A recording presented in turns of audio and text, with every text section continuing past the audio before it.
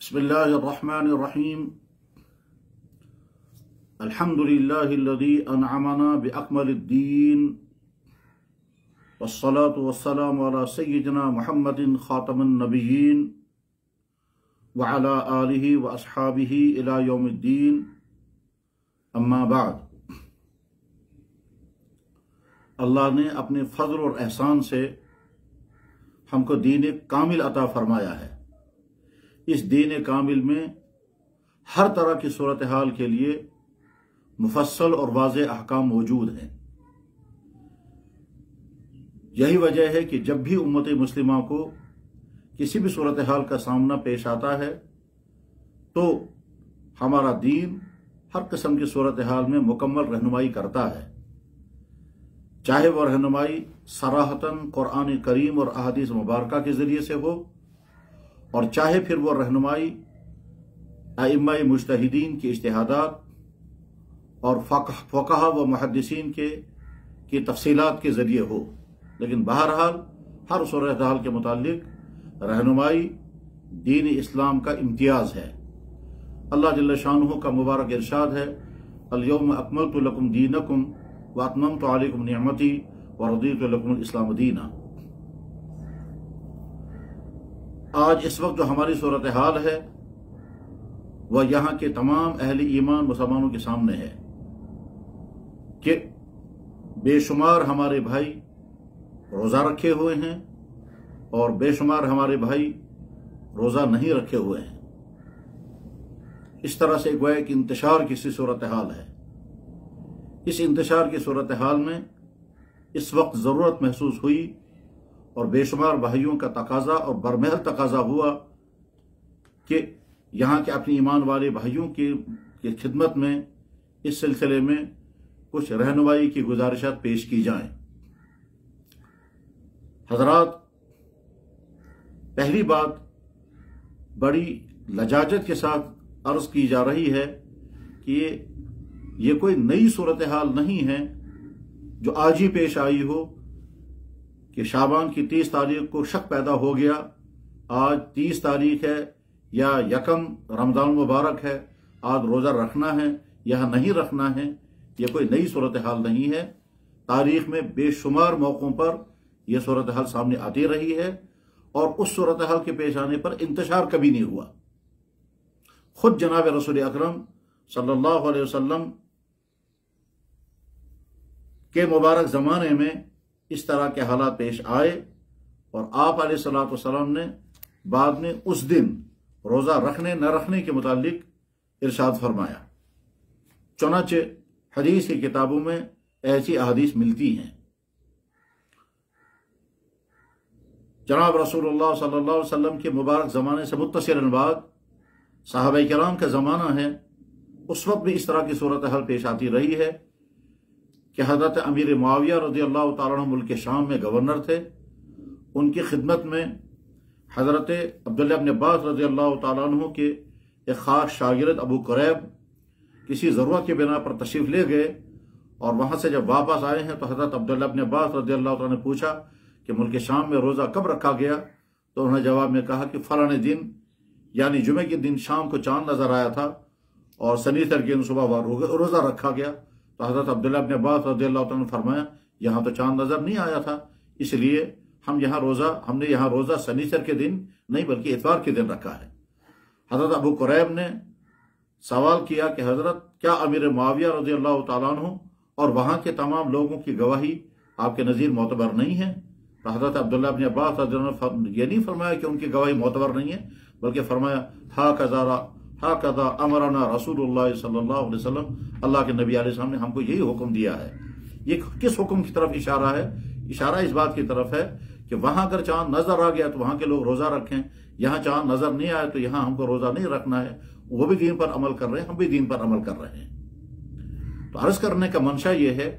कि 30 तारीख को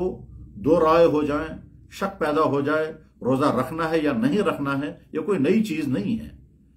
क्योंकि आज हमारे भाई परेशान हैं, इंतशार का शिकार हैं और बहसें हैं और हो सकता है एक दूसरे को इस तरह की गुफ्तगू से भी मतून कर रहे हों जो नामुनासिब है, तो تو اس لیے ضرورت پیش آ رہی ہے ذہنوں سے بات نکال دیں، یہ انتشار کا معاملہ ختم کر دیں، اور جس نے روزہ رکھا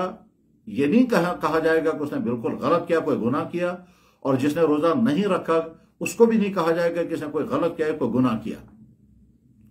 اس موقع پر میں خاص طور پر درخواست عرض کرنا چاہوں گا کہ جناب رسول اللہ صلی اللہ علیہ وسلم نے صحابہ کی ایک جماعت ایک اہم ترین کام کے لیے روانہ فرمائی، اور چونکہ منشا یہ تھا کہ یہ صحابہ بڑی تیزی کے ساتھ اس جگہ پر پہنچ جائیں، اور اس لیے آپ نے حکم فرمایا کہ تم فلاں جگہ بنو قریظہ کے مقام پر پہنچ جاؤ اور راستے میں عصر کی نماز بھی نہیں پڑھنا۔ صحابہ روانہ ہو گئے تو راستے میں عصر کی نماز کا وقت ہو گیا۔ اب کچھ صحابہ کہنے لگے کہ بھائی اللہ کے نبی علیہ السلام نے ہم کو منع کیا ہے راستے میں عصر کی نماز نہیں پڑھنا، اس لیے ہم تو نہیں پڑھیں گے، چاہے قضا ہو جائے ہم وہیں پہنچ کر کے پڑھیں گے۔ اور دوسرے کچھ صحابہ نے سوچا کہ اللہ کے نبی علیہ السلام کا منشا یہ تھا کہ ہم جلدی چلیں، ہمارا منشا یہ نہیں تھا کہ قریظہ پہنچ کر ہی عصر کی نماز پڑھیں چاہے قضا ہو جائے۔ تو کچھ صحابہ نے قضا سے بچنے کے لیے راستے میں عصر کی نماز پڑھی، اور کچھ صحابہ نے اللہ کے نبی کے حکم مبارک کے الفاظ پر عمل کرنے کے لیے کہا کہ چاہے قضا ہو جائے مگر ہم تو قریظہ میں جا کر ہی پڑھیں گے۔ چنانچہ کچھ صحابہ نے راستے میں عصر کی نماز پڑھی، وقت پر پڑھی، قضا نہیں ہونے دی۔ کچھ صحابہ نے قریظہ میں جا کر کے عصر کی نماز پڑھی۔ تو جس کے بعد جب جناب رسول اللہ صلی اللہ علیہ وسلم تشریف لائے اور آپ نے دونوں کی بات سنی تو آپ نے کسی کو بھی نکیر نہیں فرمائی، کسی کو برا بلا نہیں کہا کہ تم نے غلط کیا، انہوں نے صحیح کیا۔ بخاری شریف کے الفاظ ہیں فَلَمْ يُعَنِّفْ أَحَدًا، کسی ایک کو بھی آپ نے مطعون نہیں کیا۔ انہوں نے بھی منشاء رسول پر عمل کیا ہے کہ حضور چاہتے تھے جلد سے جلد وہاں پہنچ جائیں، اور انہوں نے بھی اللہ کے نبی علیہ السلام کے مبارک الفاظ پر عمل کیا، ظاہری الفاظ پر جو الفاظ جو آپ نے ارشاد فرمائے تو پر عمل کیا۔ تو غرض یہ کہ کبھی کسی مسئلے میں دو رائیں ہو سکتی ہیں، اس وقت انتشار کے بجائے ٹھنڈے دل سے مسئلے کو سمجھنا ہوتا ہے اور ٹھنڈے دل سے مسئلے پر عمل کرنا ہوتا ہے۔ یہاں آج کے دن کے متعلق جو پورے معاشرے میں سوال ہے کہ آج کا دن رمضان کا ہے یا شعبان کی 30 تاریخ ہے۔ ہمارے بے شمار علماء اور اہل علم نے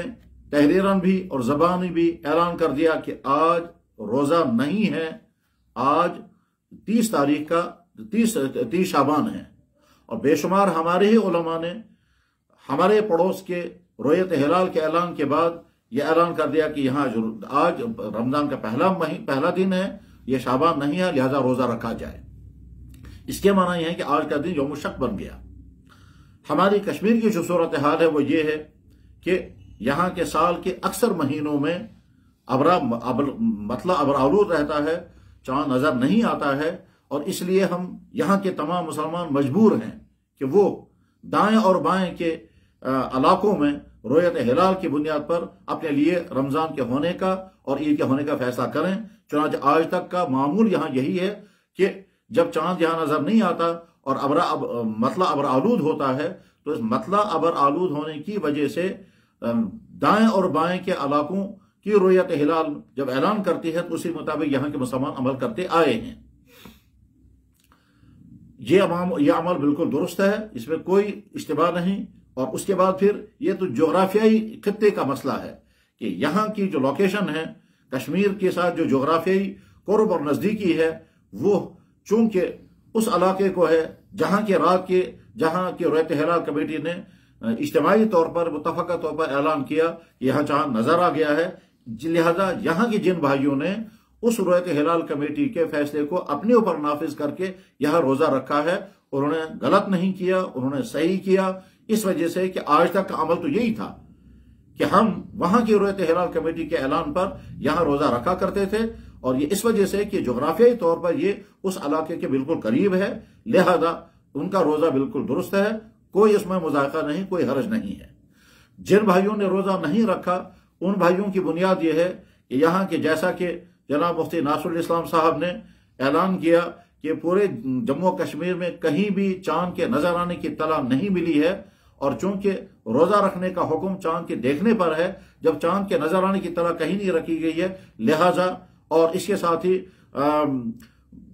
باقی بے شمار علاقوں میں، دہلی میں، مراد آباد میں، بہار میں، گجرات میں اور اس طرح کے دوسرے تمام علاقوں میں کہیں بھی چاند نظر نہیں آیا، تو گویا اس علاقے کا اس علاقے کا چاند نظر نہ آنا مزید تائید ہے، لہذا یہاں انہوں نے اعلان کر دیا کہ اب یہاں روزہ 30 تاریخ کو نہیں ہوگا، بلکہ روزہ ہوگا جمعے کے دن پہلا روزہ ہوگا۔ جن بھائیوں نے اس پر عمل کیا ہے انہوں نے بھی کوئی غلط نہیں کیا، ان کا عمل بھی اپنی جگہ درست ہے۔ اب اس کا فیصلہ، اچھا ہماری حدیث کی کتابوں میں اس سلسلے میں تفصیلات کیا ہیں وہ تو عوام کے سامنے بیان کرنے کی چیز نہیں، وہ اہل علم کے لیے ہے، لیکن اتنی بات عوام کی خدمت میں عرض ہے کہ اس میں تو حضرات صحابہ بھی دو رائیں ہوئی ہے، اور وہ حدیث کی کتابوں میں موجود ہیں کہ یوم الشک، جس میں شک ہو جائے کہ آج رمضان ہے یا نہیں ہے، اس کو کہتے ہیں یوم الشک، شک والا دن۔ اس شک والے دن میں روزہ رکھنا ہے یا نہیں رکھنا ہے؟ کچھ صحابہ کہتے ہیں روزہ رکھنا ہے، کچھ صحابہ کہتے ہیں روزہ نہیں رکھنا ہے۔ کچھ صحابہ نے ایک ہی موقع پر روزہ رکھا اور دوسرے صحابہ نے روزہ نہیں رکھا۔ اور جو ائمہ اربعہ ہے، حضرات فقہاء کرام، ائمہ اربعہ کی رائیں بھی اس سلسلے میں مختلف ہیں، کہیں دو امام ایک طرف ہیں، دو امام دوسری طرف ہیں۔ اس کے معنی یہ ہے کہ مسئلہ رہا ہے ہمیشہ سے، اور اختلاف رائے برداشت کرنے کی آج بھی ہمیں قوت پیدا کرنی چاہیے، اور ہمیشہ سے رہا ہے۔ تو یہاں اس وقت علماء کے لیے تو درخواست یہ ہے کہ اگر ان کو علمی طور پر اس مسئلے کو سمجھنے کی ضرورت ہے، وہ اہل علم جانتے ہی ہوں گے، پھر بھی حدیثی کتابوں میں جہاں جہاں یہ بحث آتی ہے وہاں اس کا مطالعہ کریں۔ مثلا ترمذی شریف میں روزے کے باب میں روزے کے چپٹر میں پورا ایک باب موجود ہے، باب ما جاء فی کراہیت صوم یوم الشک۔ اسی طرح سے بخاری شریف کی شروحات میں، جس میں عمدۃ القاری اور فتح الباری، اس میں بہت تفصیلات کے ساتھ موجود ہیں، اور ان صحابہ کے اسماء مبارکہ بھی درج ہیں، جس میں حضرت عمر، حضرت علی، حضرت عائشہ، حضرت ابو ہریرہ، حضرت جابر بن عبداللہ اور اس طرح کے بڑے بڑے صحابہ ہیں جن کے رائیں اس میں مختلف انداز سے نقل ہوئی ہیں، اس کا مطالعہ کریں۔ اور اسی طرح سے اعلاء السنن جو حدیث اور فقہ کا ایک بہترین مجموعہ ہے، اس میں اور اس کے علاوہ بے شمار حدیث و فقہ کی کتابوں میں تفصیلات موجود ہیں جو اہل علم کے لیے ہے۔ عوام کی خدمت میں درخواست یہ ہے کہ آپ حضرات بالکل مطمئن رہیں، جن بھائیوں نے روزہ رکھا ہے ان کا روزہ صحیح، جن بھائیوں نے روزہ نہیں رکھا ہے انہوں نے کوئی گناہ نہیں کیا۔ رمضان کے اخیر تک فیصلہ ہو جائے گا کہ یہ جو روزہ تھا یہ رمضان کا تھا یا نہیں۔ اگر رمضان کے اخیر میں فیصلہ ہو گیا کہ یہ جو روزہ تھا یہ صحیح ہوا ہے اور واقعتاً رمضان تھا، تو جن بھائیوں نے روزہ نہیں رکھا ہوگا وہ اس ایک روزے کی قضا رمضان کے بعد کریں گے۔ اور اگر یہ فیصلہ ہو گیا کہ نہیں صاحب یہ جو روزہ تھا یہ روزہ اصل میں نہیں تھا، رمضان نہیں تھا، اور یہ 30 شعبان تھی، تو جن بھائیوں نے روزہ رکھا ہے ان کا یہ روزہ نفلی روزہ شمار ہوگا، کوئی گناہ نہیں ہوگا۔ یہ مختصر سی گفتگو امید ہے کہ ہمارے تمام بھائیوں کے لیے تشفی کا ذریعہ ہوگی۔ اور اس وقت جو خود اہل علم میں اور علماء میں اور حضرات مفتیان کرام میں دو رائیں ہو گئی ہیں، ان دو رائیوں کا محمل بھی واضح ہو گیا، اور اس میں نہ دوسرے کو متون کرنے کا معاملہ ہے، نہ تان و تشنیع کا معاملہ ہے، اور نہ کسی کو یہ کہنے کی ضرورت ہے کہ تم نے جرم کیا لہذا توبہ کرو، اور تم نے غلط کہا لہذا رجوع کرو۔ دونوں طرف کی صورتحال میں دلائل اور قرائن موجود ہیں۔ جب دلائل اور قرائن موجود ہیں، اور ہماری اسلامی تاریخ میں اس طرح کے بے شمار واقعات پائے گئے، حضرات صحابہ کرام کے مبارک دور میں، تابعین کے دور میں، فقہا کے دور میں، اور خود یہاں کشمیر کی قدیم تاریخ میں، جو یہاں کی اسلامی وہ تاریخ کی جس میں یہاں بڑے بڑے علماء تھے، بڑے بڑے فقہا تھے، جیسے شاہبیر دور حکومت میں اور شاہبیر دور حکومت کے بعد کے دور حکومتوں میں جو بڑے بڑے فقہا ہیں، اس زمانے میں بھی یہاں اس طرح کی صورتحال رہی ہے۔ اس لیے کہ جب یہاں بادل ہوا کرتے ہیں اور خاص طور پر سردیوں کا سرد موسم ہوتا ہے اور برفباریاں ہوتی ہیں، تو اس وقت یہاں چاند نظر نہیں آتا تھا، تو پہاڑی علاقوں میں کبھی کبھی کہا جاتا تھا چاند نظر آ گیا، جو بہت بلندیوں پر ہیں، اور نچلے علاقوں میں ابرآلود آسمان والے چاند نظر نہیں دیکھ پاتے تھے، تو ایک جگہ نیچے والے لوگ جو ہیں وہ 30 شعبان پورا کرتے تھے، پھر اگلے دن روزہ رکھتے تھے، اور جن لوگوں کے چاند نظر آتا تھا ان کو بتایا جاتا تھا کہ چونکہ آپ لوگوں نے چاند دیکھ لیا آپ لوگ روزہ رکھ لیں۔ یہی معاملہ عید کے موقع پر ہوا کرتا تھا۔ آج چونکہ فلکیات کا دور ہے، میڈیا کا دور ہے، ساری دنیا جو ہے وہ سمٹ گئی ہے، خبریں جو ہے وہ آنن فانن پورے عالم میں پھیل جاتی ہیں، اس لیے انتشار کی صورتحال پیدا ہوتی ہے۔ اس سلسلے میں ایک درخواست میں اور کرنا چاہوں گا، وہ یہ کہ ہمارے وہ بھائی جو اس طرح کے معاملات میں تبصرہ کرنے کے مزاج رکھتے ہیں، کمنٹس کرنے کے مزاج رکھتے ہیں، تو یاد رکھنا چاہیے کہ تبصرہ اور کمنٹس کرنے میں بھی بہت اعتدال ضروری ہے۔ خاص طور پر جس فیلڈ کے ہم ماہر نہیں ہیں، اس فیلڈ کی میں دخل اندازی کر کے اس پر تبصرے کرنا اور نامناسب جملے کسنا یا مذاق اڑانا، یہ ہرگز ایک ایمان والے اور شریف انسان کی شایان شان نہیں ہے۔ ہاں، مناسب تجویز دینے میں کوئی مذائقہ نہیں، مناسب رائے دینے میں کوئی مذاکرہ نہیں ہے، کوئی معلومات ہوں اس معلومات کو پیش کرنے میں، شیئر کرنے میں کوئی مذاکرہ نہیں، لیکن تانا دینا، طنز کرنا، یا اسی طرح سے اشاروں کنایوں میں جہالت کا تانا دینا، یا علماء کو یا دوسرے تمام حضرات کو یا کسی فرد واحد کو متون کرنا اسلامی مزاج نہیں ہے، اسے پرہیز کرنا چاہیے۔